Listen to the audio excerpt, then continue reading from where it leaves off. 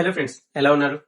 చాణక్యుడు అంటాడు, మోహం నరకానికి దారి, ప్రేమ స్వర్గానికి దారి. అంటే మీరు మీ రిలేషన్స్ లో డబ్బులో లేదా వస్తువులో మోహం పెంచుకుంటే అది మీకు బాధను తప్ప ఏమీ ఇవ్వదు.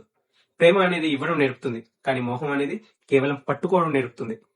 మీరు దేని ప్రేమ అనుకుంటున్నారో, కానీ నిజానికి అది కేవలం మోహం మాత్రమేనా? ప్రేమ ఎప్పుడు మీకు ఆనందాన్ని ఇస్తుంది, కానీ మోహం ఎప్పుడు భయాన్ని బాధను ఇస్తుంది. మోహం అటాచ్మెంట్ నరకం, ప్రేమ స్వర్గం. ఈ తేడాన్ని తెలుసుకోకపోతే జీవితం అశాంతితో నిండిపోతుంది. చాణక్య నీతిలో మోహం మరియు ప్రేమ మధ్య స్పష్టమైన డిఫరెన్స్ ఉంటుంది. మోహం ఇది కేవలం పొజిషన్ చేసుకునే భావన. నాకు ఈ వ్యక్తి కావాలి, ఈ డబ్బు నాది, నాకు ఇదే కావాలి అనుకోవడం మోహం.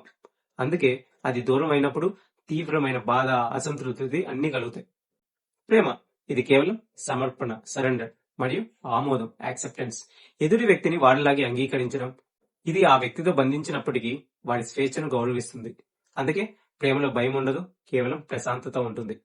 Think about it. మీరు మీ పార్ట్నర్ను లేదా మీ ఆసక్తిని కోల్పోతారేమని భయపడుతున్నారా? ఆ భయం ఉంటే అది ప్రేమ కాదు, మోహం. ఆ బంధం మీకు ప్రశాంతతను ఇస్తుంటే అదే నిజమైన ప్రేమ. మరి ఈ మోహాన్ని తగ్గించుకొని ప్రేమను పెంచుకోవడానికి 2 యాక్షన్ పాయింట్స్ చూద్దాం. Action number 1, not mind meditation. మీరు ఎక్కువగా ఇష్టపడే ఒక వస్తువును లేదా వ్యక్తిని చూసి, ఇది నా సొంతం కాదు, నేను కేవలం దీన్ని చూసుకునే బాధ్యత కలిగి ఉన్నాను అని మనసులో చెప్పండి. Action number 2, give without expectation.